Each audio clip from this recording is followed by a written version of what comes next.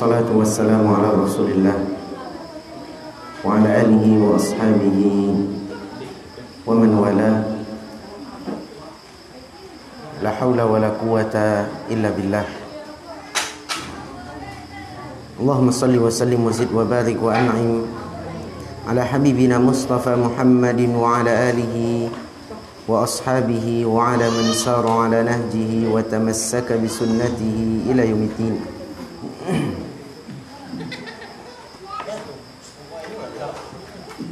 Qala Allah tabaraka wa ta'ala fi kitabihil karim, ya ayyuhalladzina amanu taqullaha haqqa tuqatih wa la tamutunna illa wa antum muslimun.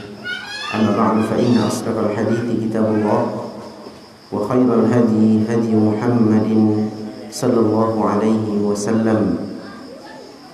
Syarrul umuri muhdatsatuha, fa inna kulla muhdatsatin bid'ah wa kulla bid'atin dhalalah wa kulla dhalalatin fin nar. A'azani Allah wa iyyakum minan nar. Masyaallah ikhwah, ikhwan dan akhwat yang semoga dirahmati dan dimuliakan oleh Allah tabaraka wa taala. Alhamdulillah, kita memuji dan memuji Allah Subhanahu wa taala, kesempatan yang barokah ini kita bisa berkumpul untuk mempelajari agama Allah Subhanahu wa taala. Ini merupakan kewajiban bagi setiap muslim untuk menuntut dan mempelajari agama Allah. Sebagaimana Nabi kita sallallahu alaihi wasallam menyatakan,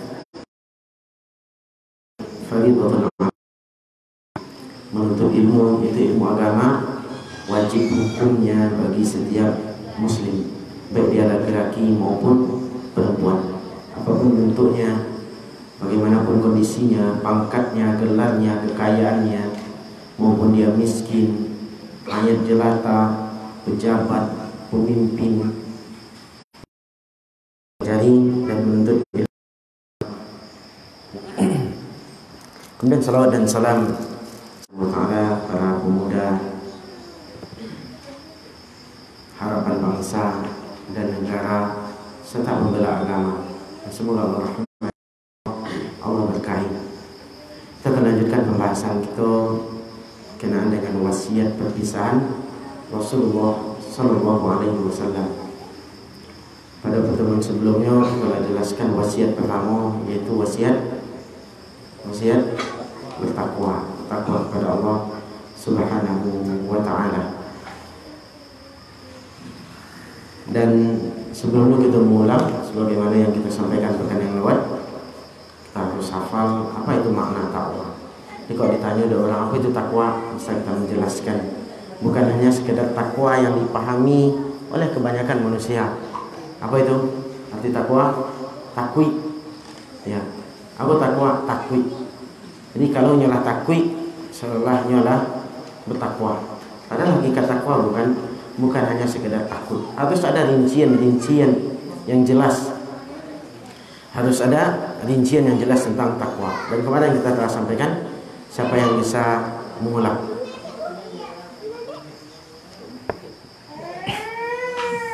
Siapa yang bisa mengulang?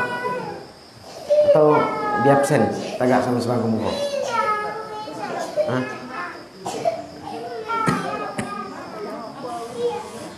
Nah, jangan ditunjuk kawan, awak tunjuk dah. Ya, seperti takwa. Alum sempat menghafal. Sepekan. Ayo silakan, Taufik.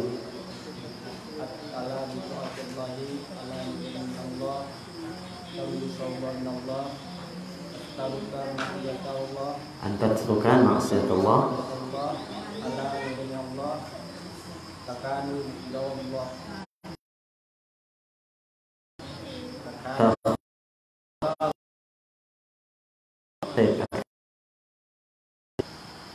engkau melakukan ketaatan kepada Allah, cahaya dari atas dari Allah, mengharap pahala dari Allah. Engkau meninggalkan kemaksiatan kepada Allah, cahaya di atas dari Allah, dan takut azab Allah. Masya Allah. Ahsan, barakallahu fiik. Barakallahu fiik, Taufik. Ada hadiah. Aduh, panitia. Insyaallah khusus. Yang lain. Nyusul. Oh. Iya. Yang lain. Ahsan. Siapa nama? Daniel.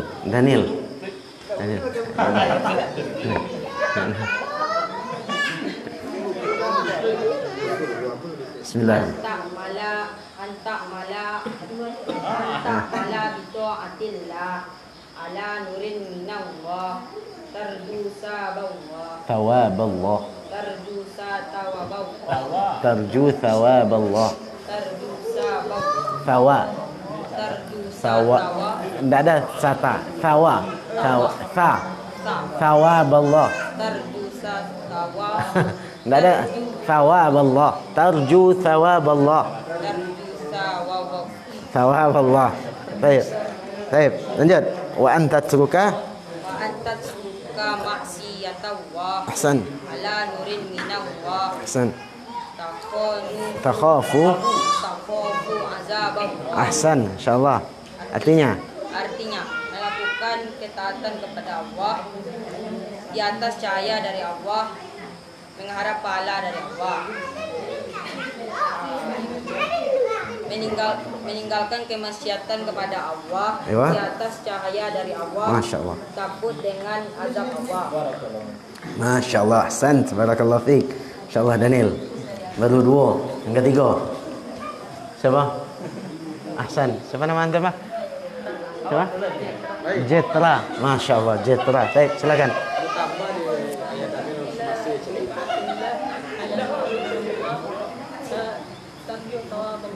Ahsan.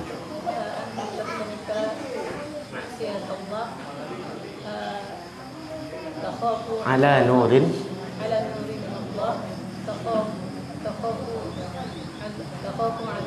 Ahsan. Masya Allah. Barakallahu fiik. Artinya Engkau menyembah Allah atas cahaya dari Allah dan berharap pahala dari Allah. Engkau meninggalkan maksiat pada Allah. atas cahaya dari Allah dan Takut takut azab Allah. karena takut azab Allah. Yang lain. Kau sampai berapa bonus kau? Atau seluruh jamaah harus sampai? Seluruh. Masya Allah. Oh, Masya Allah. Masya Allah. Oh, mantap. Silakan yang lain. Ya, kalau yang enggak tu suruh tegak muka. Jangan lari-lari keluar, enggak boleh lari keluar. Oh, enggak. Ni kau alasan dia pakai buang air ke kamar mandi. Lama mana buang air. Yang lain. Bismillah ya ikhwah. Harus hafal antum. Ini bukti sungguh-sungguh dalam belajar.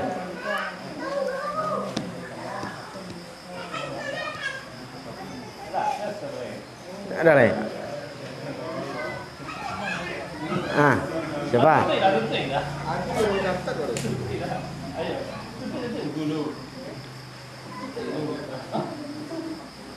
Ya, siapa? Fajri. Tes. Ya, tutup bukunya. Tutup buku.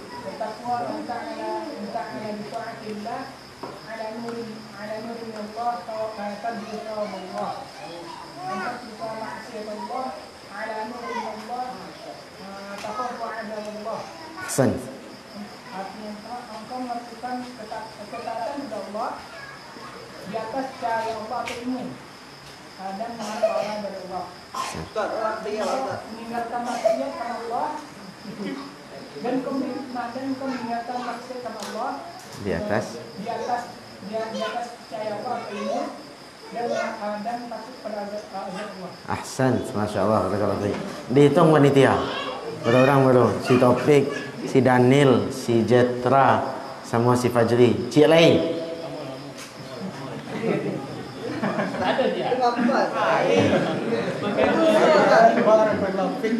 Iya.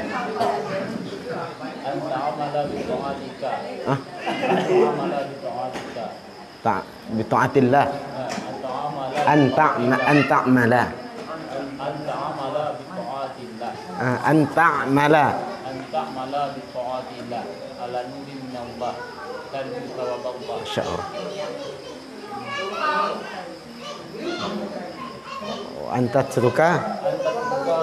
Antat ruka maksiat Allah ala nuri min Allah. Ya. Tarju thawab Allah. Artinya Engkau melakukan ketaatan kepada Allah di atas cahaya untuk petunjuk dari Allah, mengharap pahala dari Allah. Engkau meninggalkan maksiat karena Allah, karena cahaya dari Allah, takut akan azab Allah. Masya Allah. Masya Allah. Barakallahu fiik. Ahsan. Masya Allah. Masya Allah. Barakallahu fiik. Iya, iya. Iya. Yang lain. Habis itu partai muda baru. Partai tua lah. Enggak, partai tua Ifar. Adi masuk partai Ma. Partai tua tak dulu. Partai tua. Masya Allah. Masya Allah. Barakallahu fiikum. Baik, jemaah sekalian yang dimuliakan Allah Subhanahu wa taala, jadi bukti bentuk kesungguhan seseorang mempelajari ilmu agama bukan hanya sekedar wawasan. Bukan hanya sekedar dia bisa menghafal, tapi yang inti dari ilmu tersebut adalah dia bisa mengamalkan apa yang telah dipelajari. Kalau itu adalah merupakan perintah dan anjuran, maka dia berusaha untuk mengamalkan. Kalau itu adalah larangan dan kebencian yang dibenci dalam agama kita, maka dia berusaha untuk menjauhi, meskipun itu perkara yang dia senangi. Karena hakikat dari ilmu itu, tujuan dari ilmu itu adalah amalan, dan buah dari ilmu itu adalah amalan. Untuk apa kita berwawasan tinggi, hafal hadithiko, ya, tahu arti yang kau, tapi kita jauh dengan amalan, maka tidak ada gunanya. Jadi bukan berarti kita hadir hanya sekedar duduk manis, menjadi pendengar setia, tidak. Tapi niatkan, hendaknya semakin kita menuntut ilmu agama, semakin bertingkat keimanan kita kepada Allah, semakin meningkat ketakwaan kita kepada Allah Subhanahu wa taala. Dan juga semakin kita takwi dengan azab Allah, sehingga kita menjauhi perkara-perkara yang dilarang dan dibenci oleh Allah Subhanahu wa taala. Masyaallah ikhwan dan akhwat yang semoga Allah rahmati dan Allah berkahi, kita akan lanjutkan pembahasan kita. Itu wasiat, kita masuk kepada wasiat yang kedua di dalam hadis dari sahabat Al-Irbad bin Sariyah. Wasiat Nabi yang kedua, kita bacakan hadisnya kembali. An Abi Najih Al-Irbad bin Sariyah radhiyallahu taala anhu qala وعظنا رسول الله صلى الله عليه وسلم موعظة وجلت منها القلوب وذرفت منها العيون فقلنا يا رسول الله كأنها موعظة مودع فأوصينا قال أوصيكم بتقوى الله عز وجل والسمع والطاعة. Dari Abu Najih Al-Irbad bin Sariyah radhiyallahu ta'ala anhu berkata, suatu hari kami diberikan wasiat oleh Rasulullah sallallahu alaihi wasallam, yang mana wasiat tersebut membuat hati kami gemetaran, ketakutan. Wa dharafat minhal uyun, membuat air mata kami mengalir. Kemudian fakulna, kami berkata, ya Rasulullah, sepertinya ini adalah wasiat perpisahan, maka wasiatilah kepada kami. Maka Rasulullah sallallahu alaihi wasallam mewasiatkan, usikum bitaqwallah, saya wasiatkan kepada kalian agar senantiasa bertakwa kepada Allah Subhanahu wa taala. Kemudian wasiat yang kedua, was-sam'i wat-tha'ah, wajib mendengar dan taat kepada pemimpin. Di wasiat yang kedua adalah mendengar dan taat kepada pemimpin. Mendengar dan taat kepada pemimpin. Masyarul ikhwah, para pemuda harapan bangsa dan pembela agama,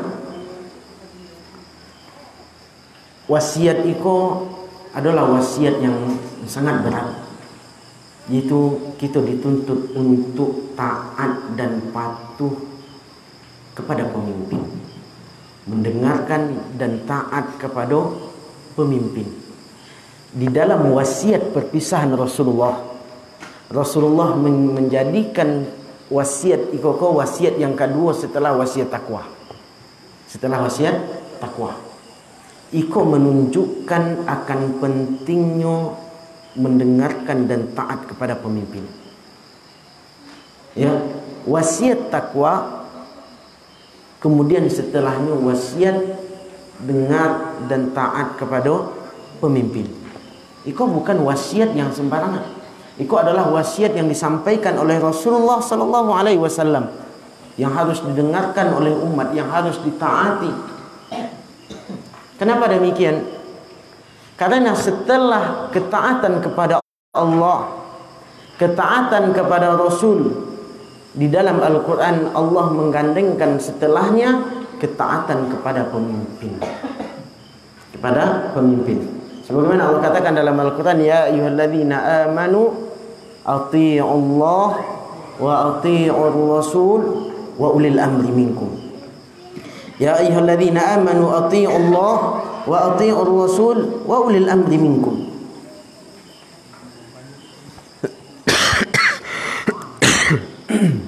Wahai orang-orang yang beriman, diwajibkan kepada kalian untuk taat kepada Allah. Taatilah oleh kalian dan Rasul dan para pemimpin di antara kalian.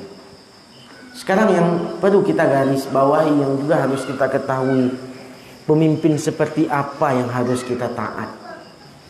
Ya, pemimpin seperti apa yang harus kita taati. Jemaah yang dimuliakan Allah Subhanahu wa taala. Pemimpin yang harus kita taati adalah pemimpin yang sah diangkat, pemimpin yang memang diakui oleh sebuah negara. Itu wajib kita taat. Selama dia beriman kepada Allah, selama dia muslim, maka wajib kita untuk taat kepada pemimpin tersebut. Dan ini adalah momen yang sangat bagus. Di sini sangat banyak pemuda-pemuda. Maka hendaknya kita berhati-hati. Harus kita mendengar dan taat, patuh kepada para pemimpin kita. Pemerintah kita, pemerintah yang sah. Sekarang pertanyaannya, apakah pemerintahan di Indonesia pemerintahan yang sah? Sah. Pemerintah yang sah, pemimpin yang sah, jajarannya sah. Maka wajib bagi kita untuk mendengarkan dan taat kepada para pemimpin. Ketahuilah jemaah yang dimuliakan Allah Subhanahu wa taala, taat dan patuh kepada pemimpin itu memiliki maslahat yang sangat besar. Maslahat yang sangat besar.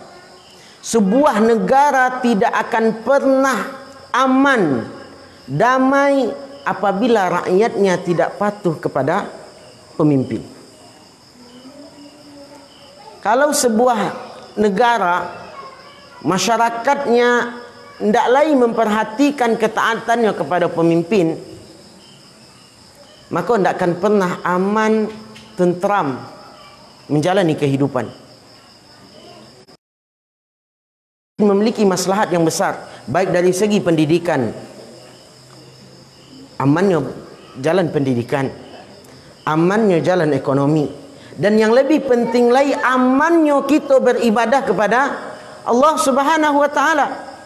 Sekarang pertanyaannya, apakah kita merasakan keamanan dengan pemimpin pemerintah sekarang? Merasakan keamanan enggak? Aman. Sekolah aman, berjalan lancar. Oh, adapun kini kondisi bukan karena pemimpin, memang wabah. Maksud aman di siko tidak mungkin orang bisa sekolah. Ya. Ekonomi pun berjalan lancar. Orang kok manggalih kadang di tepi jalan orang manggalih jadi dia. Boleh. Ya. Kemudian beribadah. Apakah dilarang? Pernah kita dilarang beribadah oleh pemerintah kita? Tidak pernah kita dilarang beribadah oleh pemerintah kita. Oh, ingin dikumandangkan azan, ingin membangun masjid, silahkan. Ingin membangun mushola, silahkan, dibolehkan. Selama tidak menyelisih tuntunan syariat, selama tidak mengganggu kemaslahatan orang banyak, dibolehkan. Maka ketika kita taat kepada pemimpin, kita akan mendapatkan keamanan di dalam pendidikan. Kabar raja awak kamar saja beraja tak ada dikhawatirkan. Aman, beribadah pun aman. Tak perlu lo harus tagak satpam di situ lo. Mencek pakai masinan mereka. Yang titit ya. Untuk meresok tak perlu, aman. Dan juga tak ada dilarang kita beribadah. Azan tak boleh dikumandangkan. Apakah ada pemimpin mengatakan tak boleh dikumandangkan? Tak ada jemaah sekalian. Tak ada mengatakan pemimpin mengatakan tak boleh azan dikumandangkan. Silakan kumandangkan. Kita mau di daerah kita sangat aman, berjalan dengan lancar. Jemaah yang dimuliakan Allah Subhanahu wa taala. Maka perlu kita ketahui, selama pemimpin itu muslim, beriman kepada Allah Subhanahu wa taala, tidak melarang kita dari ketaatan kepada Allah, maka wajib kita untuk mendengar dan patuh, taat. Bahkan di dalam hadis itu dikatakan wa in ta'ammaru 'alaikum 'abdun. Kau wasiat Nabi, Pak. Wasam'i wat ta'ah wa in ta'ammaru 'alaikum 'abdun. Meskipun yang memimpin kalian itu adalah seorang budak. Meskipun yang memimpin kita adalah seorang budak, maka kita tetap juga patuh dan taat kepada pemimpin. Padahal Pak ikhwan sekalian, syarat untuk menjadi pemimpin itu harus merdeka. Syarat untuk menjadi pemimpin harus merdeka, orang merdeka. Kok budak sebenarnya tidak boleh menjadi pemimpin. Tapi kecek Nabi, wa in ta'ammaru 'alaikum 'abdun. Meskipun yang memimpin kalian, yang menjadi pemimpin kala itu adalah seorang budak, maka wajib untuk taat dan patuh. Bahkan di dalam riwayat lain dikatakan wa in 'abdun habasyiyun. Meskipun yang memimpin kalian itu adalah budak Ethiopia, budak Habasyah. Budak Ethiopia tu budak yang hitam kalam tu, Pak. Tagak yang kalam tak nampak dah, kalau gigi, kalau galak loh. Iya. Gigi saya tu. Tu kalau balik gigi mah. Iya. Maka perlu perhatikan jemaah sekalian. Dan budak Ethiopia kok adalah budak yang paling rendah derajatnya. Jadi budak tu juga mempunyai tingkat-tingkatan. Ya, dan budak Ethiopia adalah budak yang paling rendah derajatnya. Tapi kecek Nabi SAW, wasam'i wa ta'ah wa in ta'ammaru 'alaikum 'abdun. Wajib untuk mendengar dan taat meskipun yang memerintah itu adalah seorang budak. Jemaah yang dimuliakan Allah Subhanahu wa taala, perlu kita perhatikan, ketaatan harus kita garis bawahi. Ketaatan di siku adalah ketaatan yang tidak memaksiati Allah. Itu perlu digaris bawahi. Ketaatan di siku adalah ketaatan yang tidak memaksiati Allah. Sebagaimana kata Nabi sallallahu alaihi wasallam, "Alaikum bis-sam'i wat ta'ah fi yusri." Engkau untuk taat dan patuh kepada pemimpin, baik dalam keadaan senang ataupun dalam keadaan semangat, senang, susah, semangat maupun perkara yang tidak kita senangi. Wajib kita untuk barat jemaah sekalian. Illa tetap taat. Jemaah yang dimuliakan Allah Subhanahu wa taala. Meskipun di dalam kezaliman, nyezalimi awak dari pemimpin awak, maka awak juga tetap taat. Sebagaimana dalam hadis Nabi sallallahu alaihi wasallam, as-sam'u wa ta'ah wa in duriba dhahruka wa ukhidha maluka. Jihad. Tidak ada jihad kepada pemimpin tu, tidak ada dah, Pak. Jihad tu hanyalah melawan orang-orang kufar, orang-orang kafir. Itu baru ada jihad. Adapun kepada pemimpin yang sah, maka tidak ada jihad kepada pemimpin. Yang adanya adalah jihad bersama pemimpin. Itu yang ada. Maka jangan pernah terkecoh dengan orang-orang yang turun ke jalan memaki-maki pemimpin, memaki-maki pemerintah. Itu bukanlah manhaj ahlus sunnah wal jamaah ala fahmi salaf. Orang yang mengikuti ahlus sunnah wal jamaah as-sam'i wa ta'ah. Tak boleh mencaci maki pemimpin, mencelanya, turun ke jalan mencelanya, membuat spanduk besar-besar, turunkan nikah, pemimpin zalim, tak boleh. Atau mencela pemimpin di media sosial, dibuat tulisan-tulisan, atau ikut men-share, membagikan video-video atau tulisan-tulisan yang menjelek-jelekkan pemimpin. Tak boleh jemaah sekalian. Bahkan kata Nabi kita sallallahu alaihi wasallam, sibabul muslim fusuq wa qitaluhum kufur. Mencela orang muslim, mencela saudara kita sama muslim, itu adalah sifat fasik, Pak. Sifat kefasikan. Pasik kau kata awak dah. Itu pasik, Pak. Kali bahasa awak suka nak pasik ah. Pasik ah je. Ha kan. Ya. Ya sifat fasik, orang-orang fasik. Ya. Jadi mencelanya itu adalah fasik. Wa qitaluhum kufur. Membunuhnya, memeranginya itu adalah perbuatan kufur. Tertanam di dalam dirinya kekufuran. Kalau kita ulangi, sibabul muslim fusuq wa qitaluhum kufur. Mencela seorang muslim adalah kefasikan. Mencela seorang muslim adalah kefasikan, dan memeranginya atau membunuhnya adalah kekufuran. Nah, kini orang jemaah sekalian, orang dengan mudahnya turun ke jalan menyuarakan pemimpin yang zalim, mengambil hak rakyat katanya. Pemimpin yang zalim. Ketahuilah jemaah sekalian yang dimuliakan Allah, pemimpin itu adalah cerminan rakyat. Pemimpin itu adalah cerminan rakyat.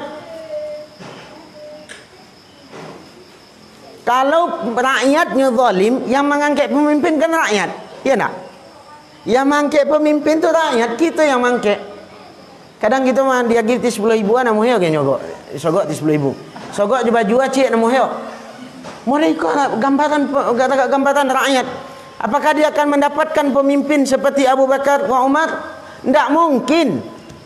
Kalau ingin menjadi pemimpin, menginginkan pemimpin seperti Abu Bakar wa Umar, kun rijalan Abu Bakar wa Umar. Jadilah seperti rakyatnya ketika Abu Bakar dan Umar yang memimpin. Itu baru. Pikok sembahyang subuh pukul 7, ingin lo mau Abu Bakar dan Umar pemimpin. Masih suka mengicu. Kok dikade kok manggale, timbangan tak pernah akur. Maka jangan pernah berharap pemimpin seperti Abu Bakar dan Umar. Karena pemimpin adalah cerminan rakyat. Pemimpin cerminan rakyat. Maka jangan pernah ikut pula aksi. Manhaj salaf, ahlus sunnah wal jamaah, itu tidak pernah memberontak kepada pemimpin. Meskipun pemimpin tersebut zalim. Karena kewajiban kita sebagai rakyat adalah taat dan patuh. Mendengarkan. Oh, inyo zalim mungkin. Ya, zalim inyo. Itu adalah urusan inyo jo Allah. Kewajiban kita adalah taat dan patuh. Nah, makanya barik jemaah sekalian. Kadang pemuda-pemuda yang banyak terjun ke lapangan, ke jalan-jalan, itu adalah pemuda. Maka kita ingatkan, jangan pernah tergiur, oh ini orang tu berjangwik lah nyesat. Ke jubah lah sama Jawa. Padusi bercadar lah. Bukan itu standarnya, Pak. Bukan itu standar di dalam kita beragama. Maka pahamilah dengan baik, ketaatan yang sempurna dan untuk menggapai ketakwaan harus dengan mentaati pemerintah yang sah. Apapun jajarannya, pemerintah, abdi negara, maka tidak boleh dicaci, dilecehkan. Bahkan ada pula yang viral melecehkan abdi negara, ya, dikatakan waliyadzubillah. tidak mungkin kita sampaikan. Aneh lah, tidak pantas. Tapi dia adalah viral, sampai akhirnya harus minta maaf kepada negara balik. Ya. Jemaah yang dimuliakan Allah Subhanahu wa taala. Sebenarnya banyak maslahat yang kita dapat dengan mengikuti pemimpin. Kadang orang ni foto jalanan buruk kan, foto jalanan buruk carilah kerajaan kau tak tabeh nyo. Padahal sekian banyak jalan yang nikmati. Banyak jalan yang nikmati. Cari jalan awak gini pak. Barang mulus itu ya kok rusaknya baru dipakai tentu iya. Yang makai siapa? Rakyat kan. Rakyat yang memakai. Yang main jak siapa? Rakyat. Kadang bakali gitu tanpa minta izin.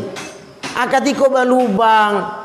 Itu dipoto tu. Assalamualaikum menikmati. Tidak pernah memuji. Tidak pernah berterima kasih ketika mendapatkan sebuah kejelekan atau kekurangan. Ini langsung mencaci maki para pemimpin. Waliyadzubillah. Tidak boleh. Maka para pemuda harapan bangsa, jadilah pemimpin, jadilah pemuda yang menghormati pemimpin yang sah. Jadilah pemuda yang membela pemimpin yang sah. Jangan pernah ikut pula wak tajun ke lapangan, tajun ke jalan, berkuar-kuar di media, turunkan niko, jatuhan niko dan sejenisnya, tidak boleh. Ingat sabda Nabi sallallahu alaihi wasallam, sibabul muslim fusuq wa qitaluhum kufrun. Mencela seorang muslim adalah kefasikan dan memeranginya, membunuhnya adalah kekufuran. Ya, kekufuran. Wallahu taala alam. Itu di antara wasiat yang disampaikan oleh Rasulullah sallallahu alaihi wasallam.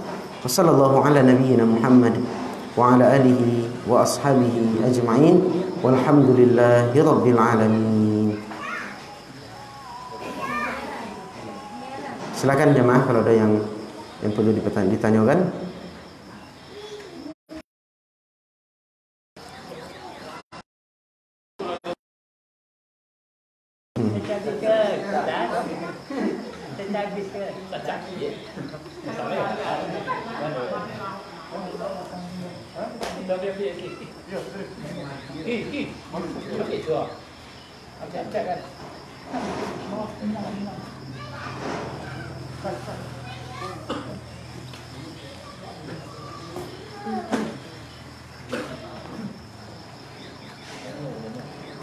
Ini ada pertanyaan yang bagus. Bismillah. Bagaimana hukum bersumpah dengan nama Allah tetapi bohong?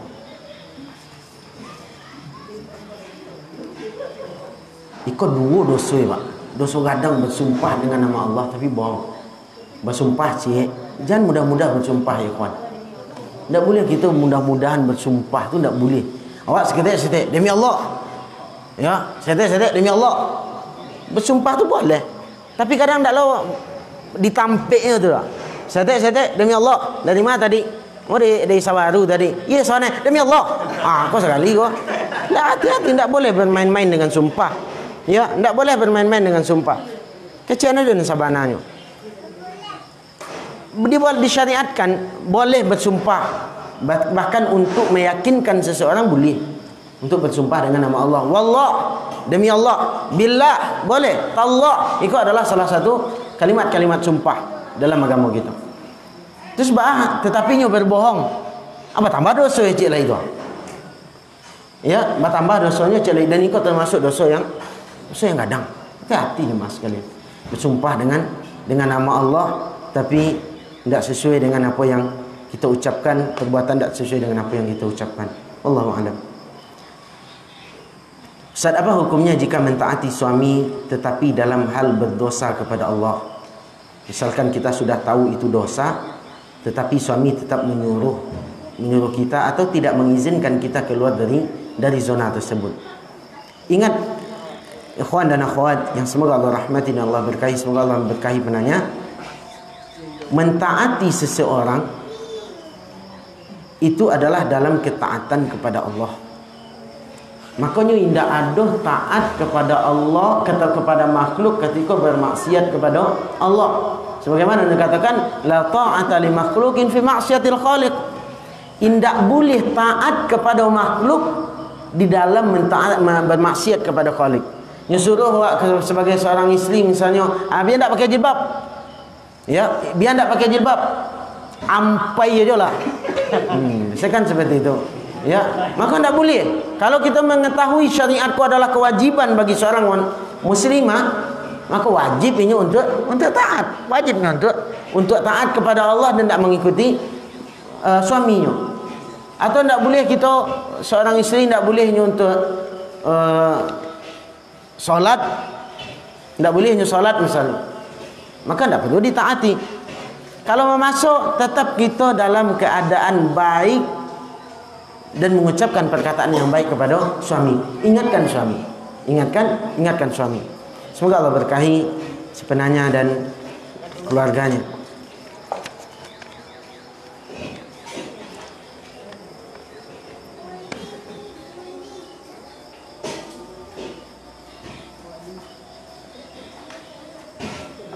Apa ini?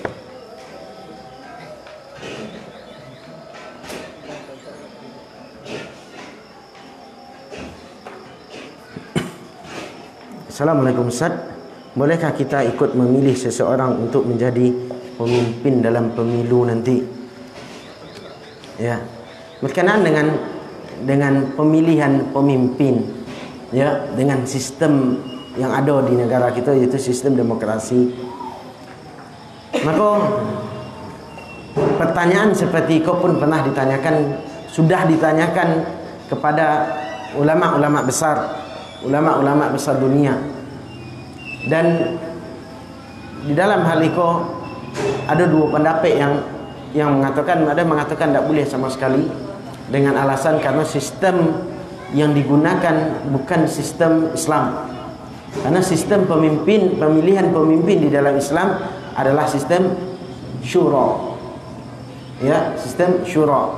Majlis yang ditunjuk langsung, ada ditunjuk langsung atau dengan syura, dimusyawarahkan. Ya, seperti mungkin musyawarahkan orang petinggi-petinggi yang akan ditunjuk atau pemimpinnya. Ya, adapun cara seperti ini bukan cara di dalam Islam. Itu pendapat pertama. Ada yang mengatakan dibolehkan, tapi dengan melihat maslahat. Apa maslahatnya? Kalaulah mungkin ada dua kubu, ya, yang kubu pertama kau adalah kubu orang yang di belakangnya adanya orang-orang yang non-Islam yang akan membahayakan agama Islam, maka tidak boleh untuk kita pilih. Ya, maka pilih maslahat atau mafsadat yang lebih ringan. Kalau yang jadi pemimpin dicalik dari belakangnya, konco-konconya lai orang-orang yang beriman kepada Allah, dicalik konco-konconya lai orang-orang yang tidak anti dengan Islam, maka silakan dipilih. Ya. Adapun orang-orang yang di belakangnya atau kawan-kawannya, konco-konconya anti dengan Islam, maka jangan dipilih. Maka di dalam hal itu harus pandai menimbang maslahat dan mudarat. Ya, maslahat dan mudarat. Wallahu alam. Yang mau ikut silahkan, yang tak mau ikut pun silahkan. Ya, maka yang ikut lihatlah maslahatnya apa. Bukan hanya sekadar ikut-ikutan, tak, tapi ada memilih, itu ada tujuan dan maksud. Wallahu a'lam bishawab.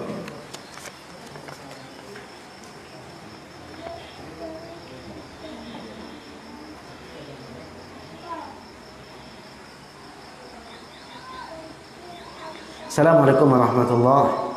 Bagaimana hukumnya kita belajar filsafat sedangkan di dalam institut pendidikan diwajibkan kita mempelajarinya dan lulus, dan bagaimana sikap kita? Maka kita ingatkan bagi ikhwan dan akhwat yang ingin belajar agama, cari dahulu apa yang dipelajari di institut pendidikan tersebut. Yang ngajar di situ benar tak akidahnya? Itu yang pertama. Kemudian cari manhajnya apa? Tak boleh sembarangan awak untuk menuntut ilmu. Ya, tak boleh. Sebagaimana perkataan ulama, al-ilmu huwad din. Ilmu itu adalah agama. Fanzur amman ta'khudhu dinakum. Hendaknya kalian memperhatikan dari mana kalian mengambil agama itu. Kalau mengambil, kadang kita masuk ke kampus-kampus yang di situ banyak liberal, yang tak mungkin kita menghindar ketika lah menjadi mahasiswa di situ.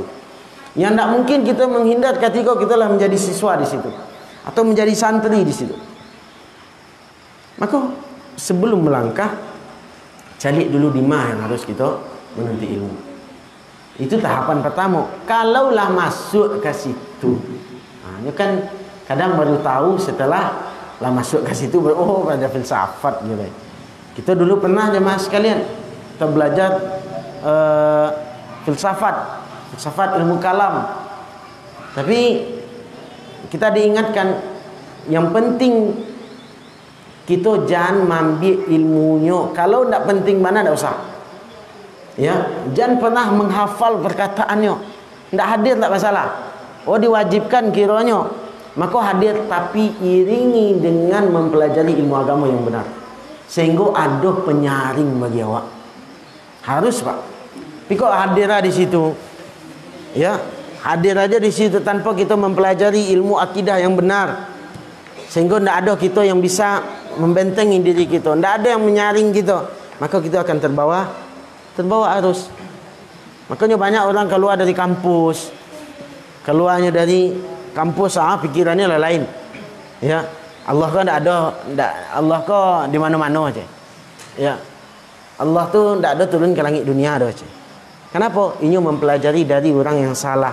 Ini mempelajari dari orang yang berpemikiran menyelisih tuntunan Ahlus Sunnah wal Jamaah ala fahmi salaf. Maka kita ingatkan, sebelum melangkah, pastikan dulu batu hendak manhaj.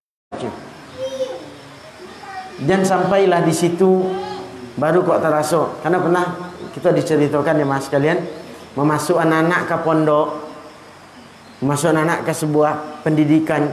Ternyata di situ yang dicari pertama tu apa? Nyolai Ustaz Elai mereka saudara. Dia berjanggit saudara. Ya, di situ lagi menutup aurat, bahkan pakai jubah loh bagi santriwatinya pakai cadar. Hanya sekedar memperhatikan penampilannya, maka tidak boleh. Ya, akhirnya sekian tahun di situ lah merasa tidak nyaman. Dan alhamdulillah orang tuanya lagi paham, mereka bagus. Kok anak tu tidak tahunya doh. Pentinglah belajarnya di situ.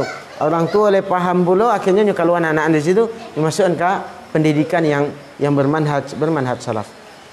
Maka penting ilmu agama yang benar adalah penyaring hidup kita, Pak. Itu yang akan mengarahkan kita kama harus kita berjalan, apa yang harus kita tapaki. Wallahu a'lam bissawab. Yang lain ada? Iya, Pak. Silakan, Pak. Iya, Pak.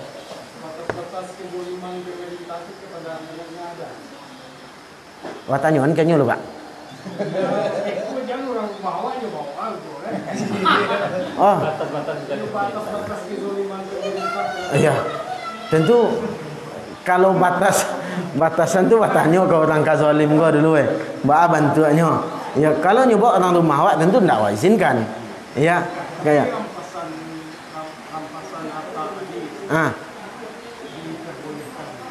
iya, haratoa. Ya kalau istri tentulah berbeda loh, Pak.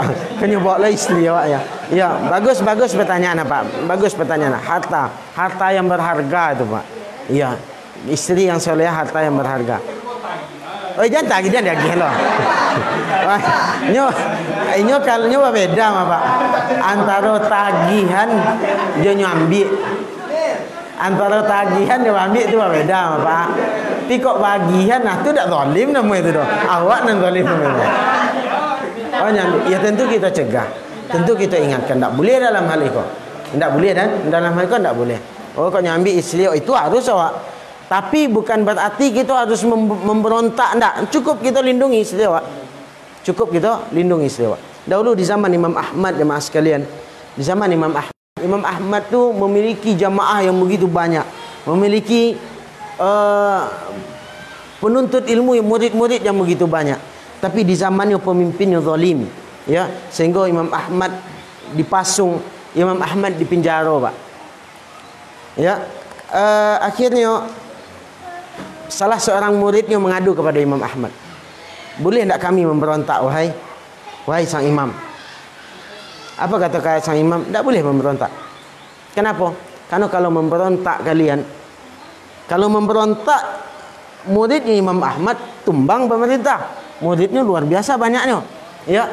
Tapi jemaah sekalian yang dimuliakan Allah, kecek Imam Ahmad tak boleh memberontak. Apa yang ditakutkan?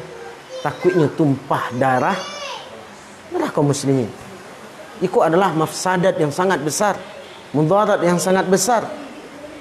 Maka biarlah Imam Ahmad saja seorang yang menderita. Menderita imam. Biarlah Imam Ahmad saja yang menderita, yang penting kalian kini aman, ndak tumpah darah kaum muslimin. Itu yang diinginkan. Maka tetap tidak boleh kita memberontak. Maka ikhwan, biasanya di media banyak orang yang mencaci maki memimpin. Seketik-seketik di-share, seketik-seketik dipublikasikan, masuk ke media.